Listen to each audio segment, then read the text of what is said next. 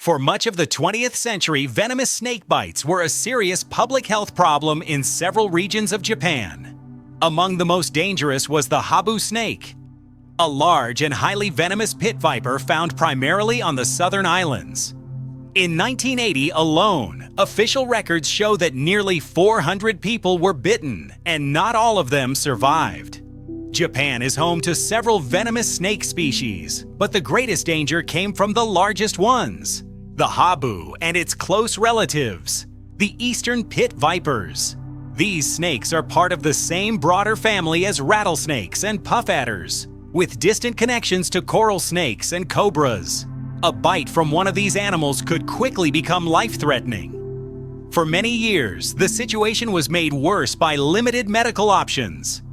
Effective antivenom was unavailable for a long time, and even after it was developed, it came with serious logistical challenges. The antidote had to be stored in liquid form, requiring refrigeration and stable electricity, conditions that rural areas often lacked. Ironically, those same rural regions were where most snake bites occurred. Extending power lines to remote villages was slow and expensive, and creating a new form of antivenom that could be safely stored without refrigeration presented its own scientific hurdles. Faced with these limitations, Japan began searching for a different solution. Rather than relying solely on medicine or infrastructure, officials turned to biology. The idea was simple in theory.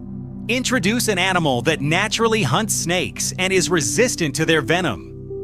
Such an animal could reduce snake populations directly, lowering the risk to humans without requiring major technological changes. The animal chosen was the mongoose. In 1979, around 30 small Asian mongooses were released on Amami Oshima, a subtropical island south of the Japanese mainland. The plan was to control the local Habu population.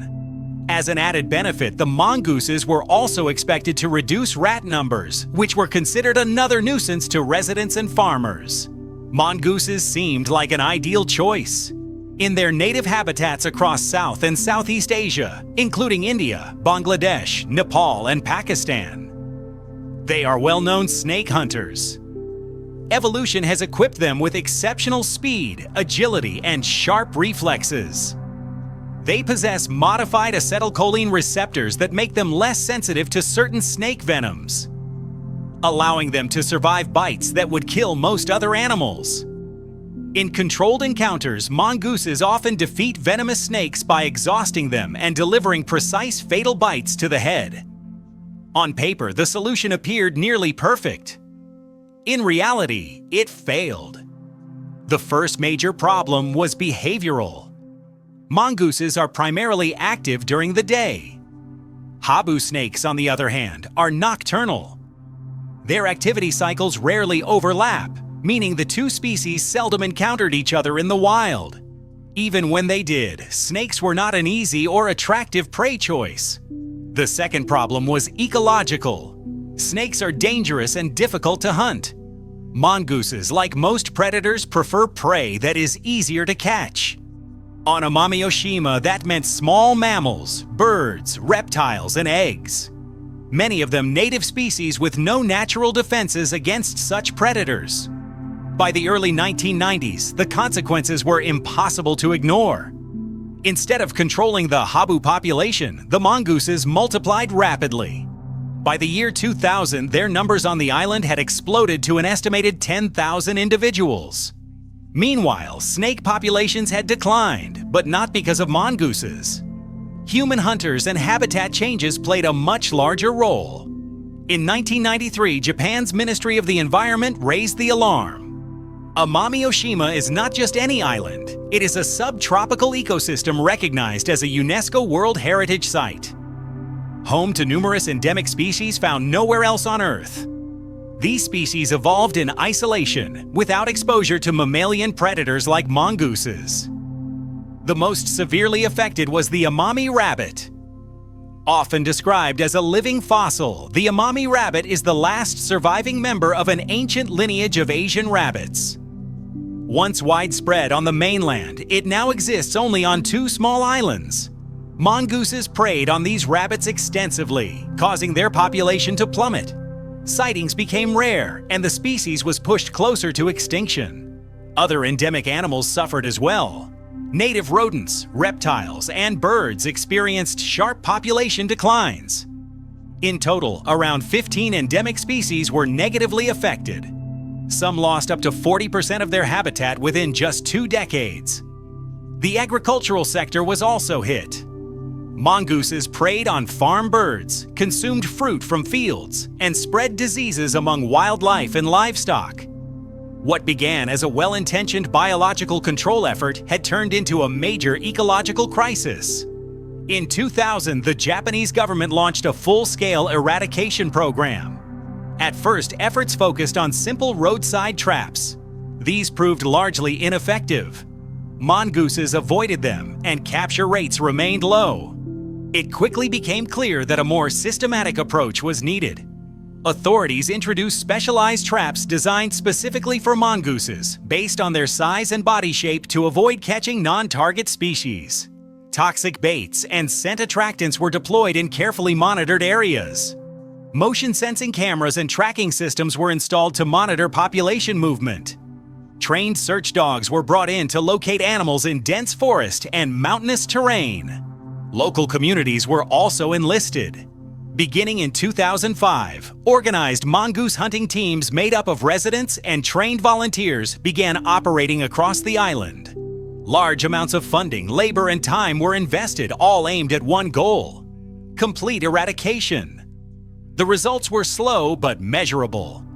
Over the next 18 years, approximately 32,000 mongooses were captured. Each year, sightings became less frequent. The last confirmed capture occurred in April 2018. In the 6 years that followed, no new individuals were detected despite extensive monitoring. Experts concluded that the mongoose population on Amami Oshima had been eliminated. In 2024, Japan's Ministry of the Environment officially declared the eradication successful.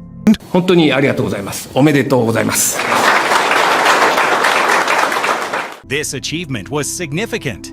Worldwide, there are only 9 documented cases where introduced mongoose populations have been fully eradicated.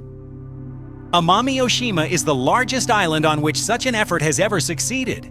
The larger the area, the more difficult eradication becomes, making this case a rare global example of success. Meanwhile, the original problem, snake bites, had declined dramatically. By 2020, annual Habu bite cases had fallen to around 60 per year. This improvement was not due to mongooses.